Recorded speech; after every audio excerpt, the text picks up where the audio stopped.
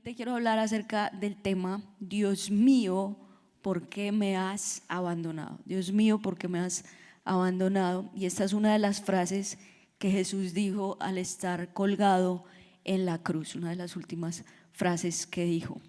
Y escuché la historia de un capitán, el capitán Francesco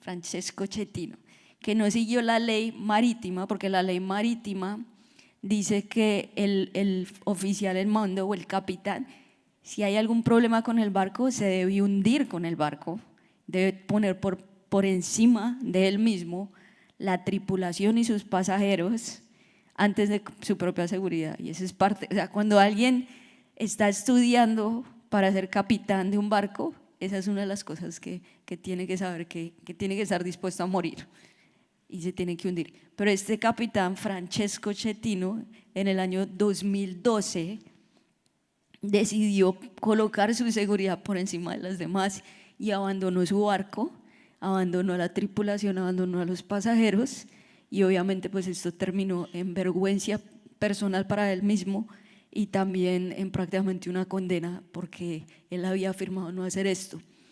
Y vemos ahora el capitán del Titanic, ¿no? Edward Smith. Edward Smith sí llegó a la historia como un héroe. ¿Por qué? Porque él decidió entregar su vida, y aún hay personas que estuvieron ahí, sobrevivientes, que dijeron como él, aún antes de que el barco se hundiera, alcanzó a salvar a algunos niños antes. Entonces él estuvo dispuesto a abandonar su seguridad, aunque tal vez no vio las advertencias de los glaciales, del hielo, pero sí dijo: yo voy a poner a los demás por encima de mí mismo. Y nos habla de lo que es un verdadero líder, nos habla también de lo que Dios hizo con nosotros, porque Jesús nunca nos ha abandonado a nosotros, pero en cambio Él decidió hasta abandonar a su propio Hijo. Y saben, las últimas 24 horas de Jesús en la tierra fueron las más oscuras de toda la historia del mundo. Muchos no entienden lo que significa esto, muchos no entienden cómo Cristo tuvo que morir en una cruz, muchos no entienden la vergüenza de la cruz, muchas personas no entienden la frase, la sangre de Jesús. Saben, antes del triunfo una cruz, antes de que tú entres al cielo, antes de que tú tengas el triunfo, tú tienes que también venir a la cruz de Jesús. Él te está llamando, ¿saben? Y Jesús en esa noche, después de que tiene la última cena con sus discípulos, Él les dice: vengan conmigo, y los lleva al jardín del Getsemaní, y ahí les dice: oren. Le dice a Pedro, a Santiago, a Juan, les dice: oren conmigo un momento acá y estén pendientes, hagan guardia, oren para que no sean tentados. Y los discípulos ni siquiera pudieron orar ni una hora. Y en esa noche de oración, Jesús sabía que venía el momento de mayor aflicción de su vida. Él había vivido en este mundo por 33 años para ser sacrificado.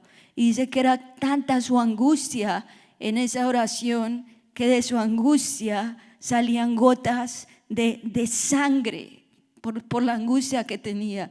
Él sabía todo el sufrimiento que iba a venir, pero él le dijo: Padre, si es posible, pasa de mí esta copa, este trago amargo, pero que no se haga mi voluntad sino la tuya. Y esas fueron las horas más oscuras de la humanidad.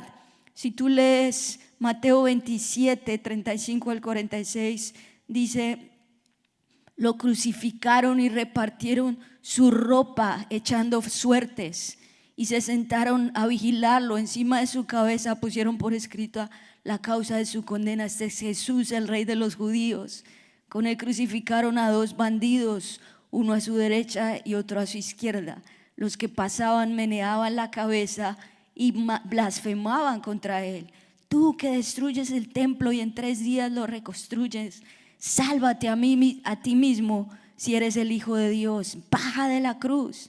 De la misma manera se burlaban de él los jefes de los sacerdotes, junto con los maestros de la ley y los líderes religiosos. Salvó a otros, decían, pero no puede salvarse a sí mismo. Y es el Rey de Israel que baje ahora de la cruz y así creeremos en Él. Él confía en Dios, pues que lo libre Dios ahora, si de veras lo quiere. ¿Acaso no dijo, yo soy el Hijo de Dios? Así también lo insultaban los bandidos que estaban crucificados con Él. Desde el mediodía y hasta las 3 de la tarde, toda la tierra quedó en oscuridad. Como a las 3 de la tarde Jesús gritó con fuerza, Elí, Elí, lama sabactani, que significa Dios mío, ¿por qué me has abandonado? Y aquí vemos un recuento de todo lo que Jesús vivió en la cruz. Lo golpearon, lo escupieron muy severamente, lo latigaron con el látigo romano. Y Isaías dice que él perdió completamente la belleza en su rostro, que no había nada de belleza en él. Y aún así le decían, aún así confías en Dios, aún así confías en Dios. Y hoy te quiero decir, ¿será que tú confías en Dios en los momentos más oscuros de tu vida?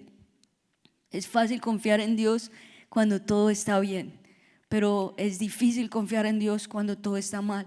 Aún Martín Lutero se hizo esta pregunta, ¿cómo Dios puede abandonar a Dios? Pónganse a pensar en eso, porque esa es una de las únicas frases que Jesús dijo. No le dijo a Dios Padre, sino que le dijo Dios mío. Él le dijo Dios. Entonces, ¿cómo Dios puede abandonar a Dios? Pero nadie lo sabe, porque no siempre tenemos que entender las cosas de Dios para saber cuáles son los planes de Dios. Como lo dice Isaías 55, 8 y 9, dice, porque mis pensamientos no son sus pensamientos, ni sus caminos son los míos, afirma el Señor. Mis caminos y mis pensamientos son más altos que los de ustedes, más altos que los cielos sobre la tierra. Así que nos aferramos a Dios porque Él es bueno. Diga conmigo, Él es bueno.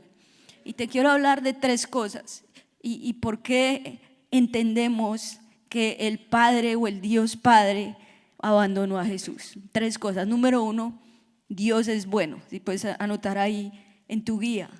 Ahí dice, ¿por qué me llamas bueno? Respondió Jesús, nadie es bueno sino solo Dios. Muchas veces decimos, Señor, pero si tú eres bueno, ¿por qué permites que suceda todo lo que me está pasando? O que sucedan crisis en el mundo, o que suceda cáncer. Pero ¿cuántos saben que aún en el cáncer Dios es bueno? Aún en el abuso, en el dolor, Dios es bueno.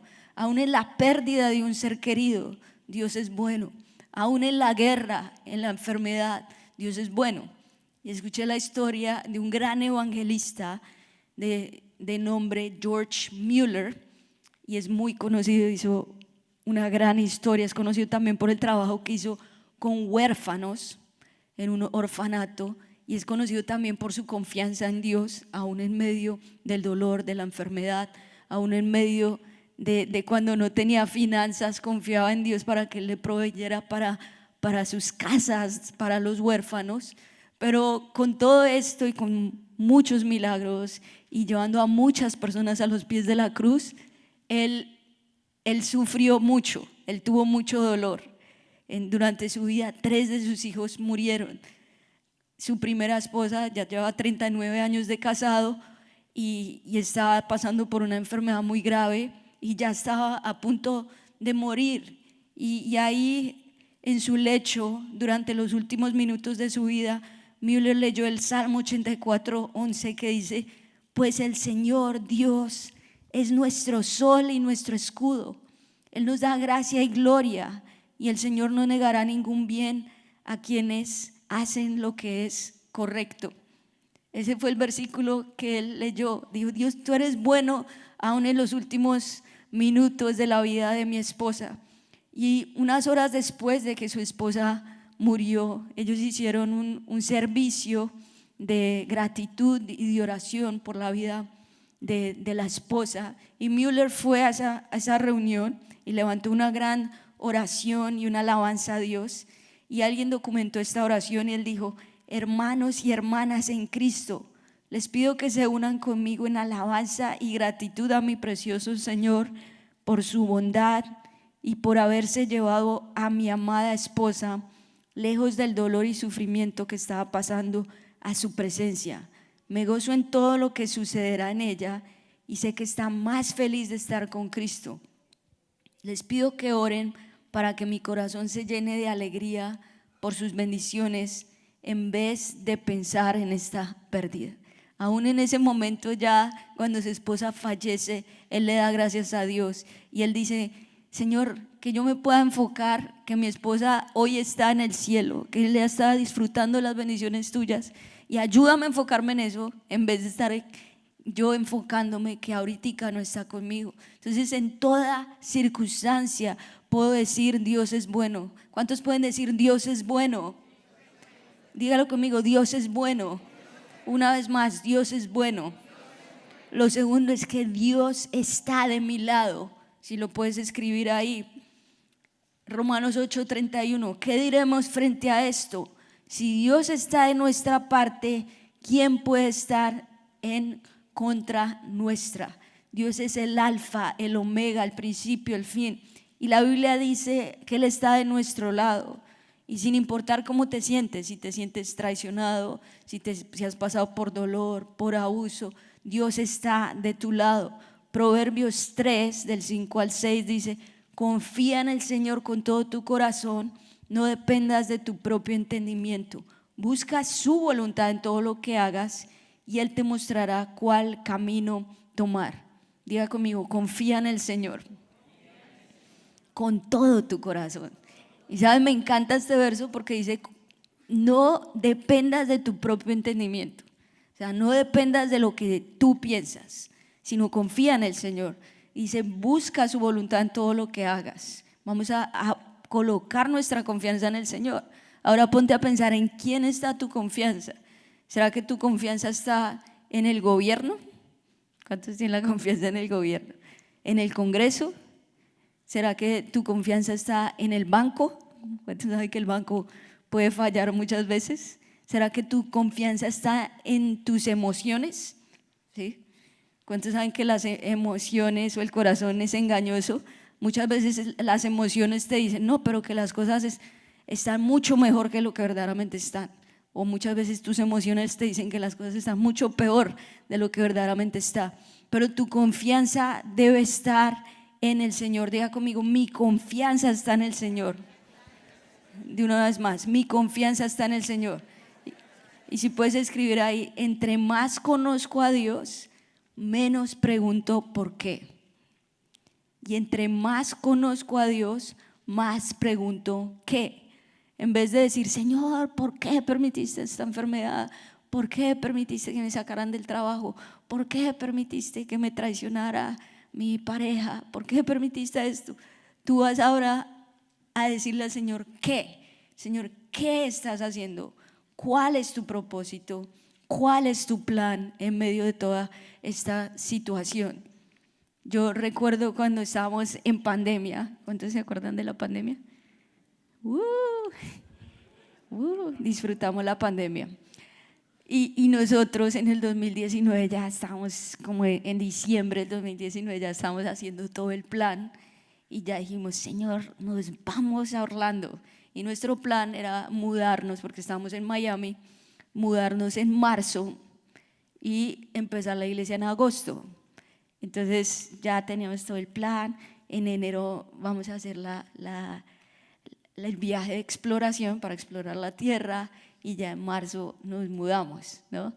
Y bueno, mis padres nos invitaron acá: vamos a los parques de Disney. Nosotros, bueno, en enero fuimos de los últimos que fuimos a los parques, y al otro día llegó la pandemia y bueno, como a todo el mundo se le dañaron todos sus planes. Amén. Creo que a todos se nos dañaron todos los planes que teníamos. Entonces se nos dañaron los planes y ahí nosotros: bueno, Señor, ¿qué quieres hacer? Vamos a seguir orando por esto. Y seguimos orando, y aparentemente, pues, ¿cuántos saben que en pandemia hubo pánico, ¿no? Entonces todos los días las noticias: 100 muertos, y te salía todo lo rojo alrededor de tu casa. Señor, que no me toque la plaga a mí. Bueno, todo el mundo así. Y eso, pánico, pánico, pánico. Llegó marzo y aparentemente pues todo estaba en contra de nosotros para que no nos viniéramos a comenzar la iglesia. Y aún personas de allá de Miami, no, pero como que eso ya no es de Dios, que se vayan a Orlando, mejor quédense acá. Así, bueno, ¿cuántos saben esas personas de bendición? Aleluya. Entonces, nosotros, bueno, amén, vamos a seguir creyendo en el milagro y seguimos orando, ya mayo, y yo dije, Señor, no, tú ya nos hablaste, con pandemia o sin pandemia nos vamos a ir, ¿no? Entonces en junio ya vinimos y ya dijimos, la primera casa que encuentra ahí nos vamos. Y bueno, yo me fui, mi esposo se quedó con los niños en un hotel que era más chiquito y literal, la primera casa que vi, esta es. Y ahí todo se atrasó 6 meses y en vez de empezar la iglesia agosto 2020 terminamos empezándola en marzo 2021. Pero ¿cuántos saben que esos 6 meses de espera son buenos? Amén. Y yo le doy muchas gracias a Dios, pero creo que a todos Dios hizo algo en pandemia, en el matrimonio, ya sea bueno o malo, amén. Con los hijos, ya no sabías qué hacer con ellos.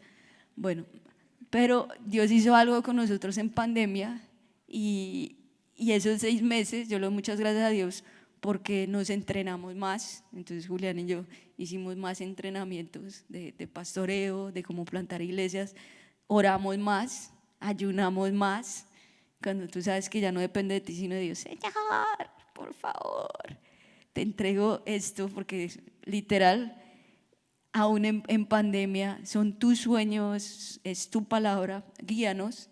Entonces ayunamos más, oramos más, nos unimos más, ¿no? Hay días que nos uníamos más, hay días que no, pero bueno, porque todos los días juntos, ¿cuántos saben que es una bendición?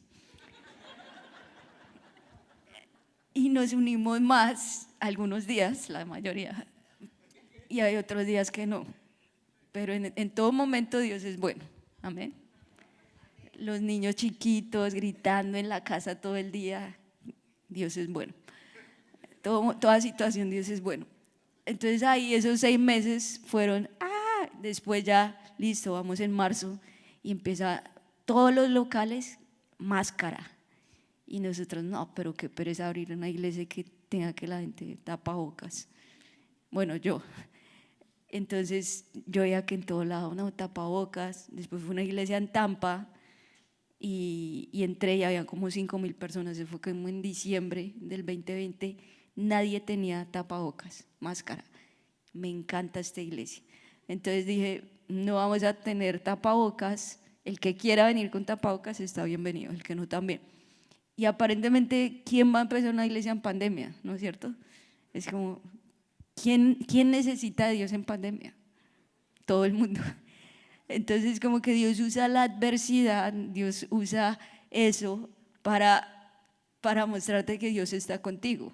Y uno ahí como que la desesperación, como que nada te sale, como que toca esperar más, como que estás todo el tiempo en la casa pero Dios es bueno, amén. Y Dios está de tu lado. Y vimos que en esos 6 meses de espera, ¿qué pasó? Ahorramos más dinero, aleluya.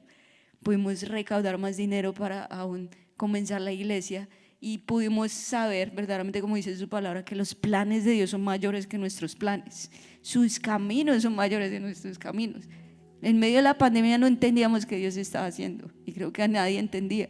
No entendíamos Dios qué estaba haciendo en nuestro corazón. Y esos momentos de prueba podemos decir, Dios está de mi lado. Dilo conmigo así, Dios está de mi lado. Dilo una vez más, Dios está de mi lado. O sea, Dios no está contra ti. Dios no quiere lo peor para ti. Dios no quiere simplemente mandarte una enfermedad porque sí. Dios no quiere que tu matrimonio se acabe. Dios está de tu lado, siempre va a querer lo mejor para ti. Los planes de Dios son mejores. Y aún así, Job también, quien pasó por enfermedad, quien se le murieron todos sus hijos, quien perdió todos sus bienes, aún así Job pudo decir en Job 1:21, dijo, desnudo salí del vientre de mi madre y desnudo he de partir. El Señor ha dado, el Señor ha quitado, bendito sea el nombre del Señor. Y número 3, Dios está conmigo. Diga conmigo eso, Dios está conmigo. Ahora, ¿por qué Dios abandonó a Jesús? Segunda de Corintios 5:21 dice: pues Dios hizo que Cristo, quien nunca pecó, fuera la ofrenda por nuestro pecado. Me encanta este verso. Jesús es la ofrenda por nuestro pecado. Entonces, ¿por qué Dios abandonó a Jesús? Lo abandonó porque Jesús representó nuestro pecado. Diga conmigo eso: Jesús representó nuestro pecado. O sea, si podemos entender esto, todo nuestro cristianismo va a cambiar. O sea, Jesús se hizo pecado. ¿Y qué pecado se hizo Jesús? Se hizo pecado, se hizo mentira, se hizo lujuria, se hizo abuso, se hizo adulterio, se hizo calumnia, se hizo pornografía. Jesús se hizo pecado y Él murió por nuestros pecados para que nuestros pecados pudiesen ser perdonados. Y saben, a Jesús no lo mató Roma, a Jesús no lo mató Israel, sino a Jesús lo matamos tú y yo con nuestros pecados. Pero tal vez tú dices: no, pero es que yo no clavé a Jesús en la cruz. Bueno, ¿y qué pecado cometiste hoy? ¿Será que hoy mentiste? ¿Será que ayer mentiste? ¿Será que ayer calumniaste? ¿Será que ayer tuviste pensamientos impuros? Y Jesús sufrió esto, sufrió el abandono. ¿Saben? Él fue el cordero de la Pascua que fue sacrificado desde la fundación del mundo. Solo Él tiene la capacidad de llevar nuestros pecados. Y si tú miras toda la trayectoria de Jesús, Judas lo traicionó por 30 piezas de plata.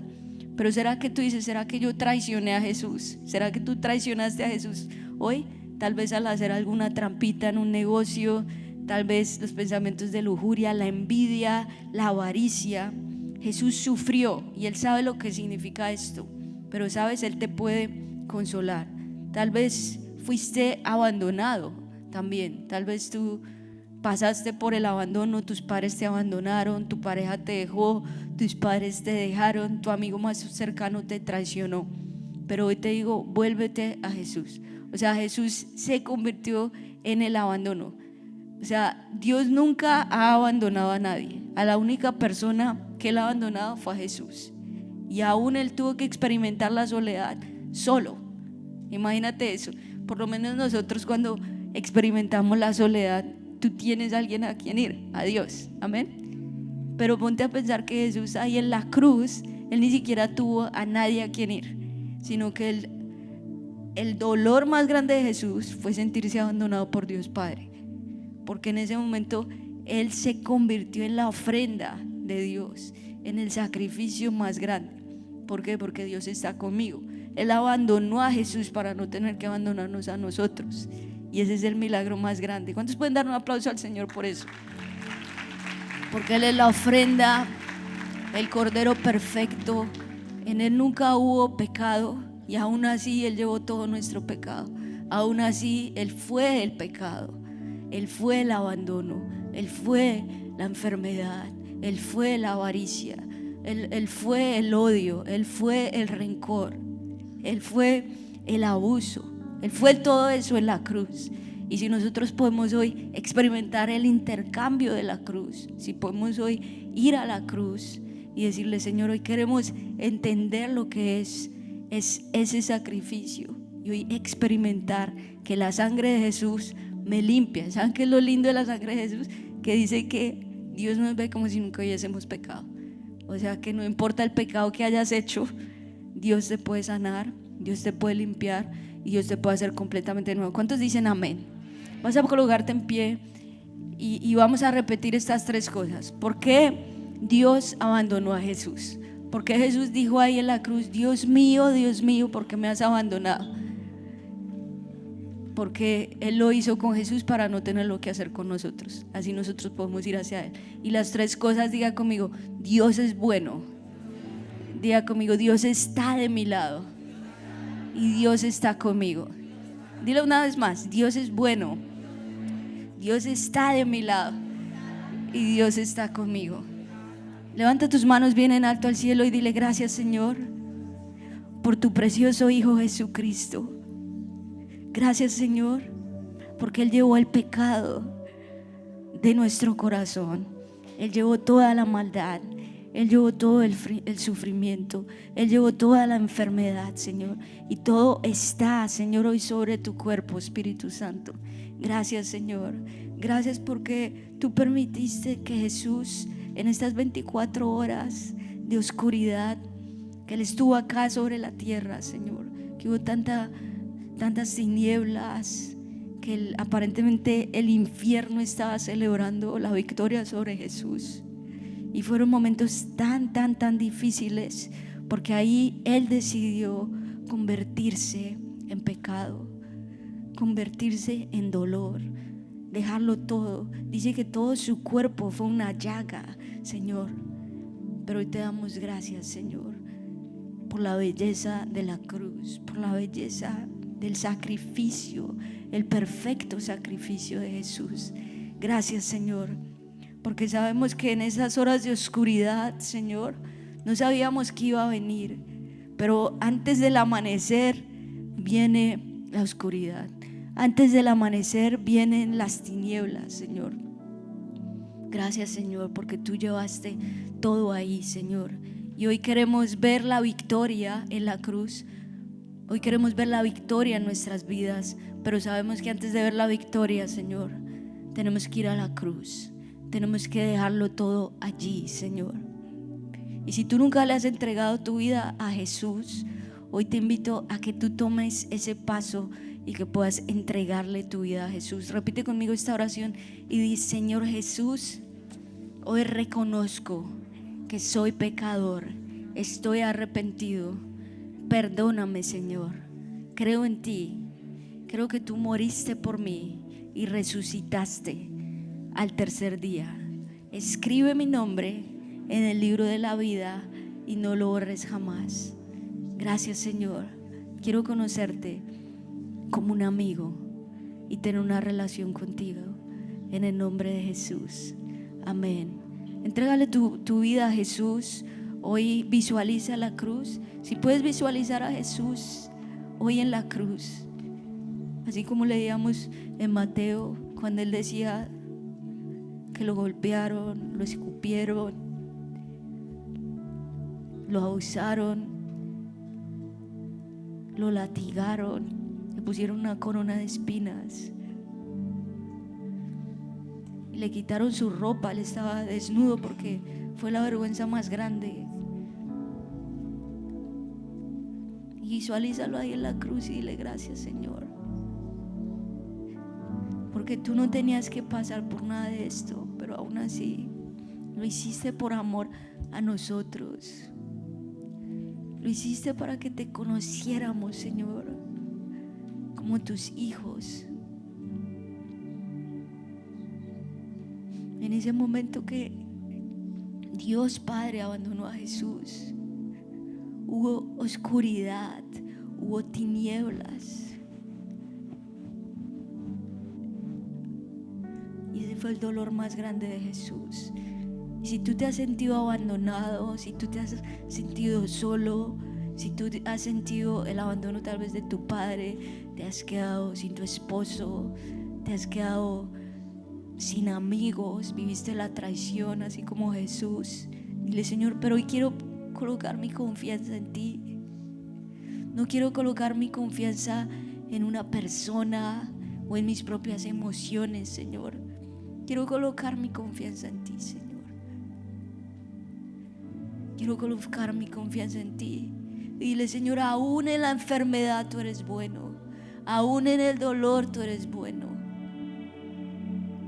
aún en la traición tú eres bueno, aun cuando no entendamos las circunstancias tú eres bueno, aún en la pérdida de un ser querido tú eres bueno.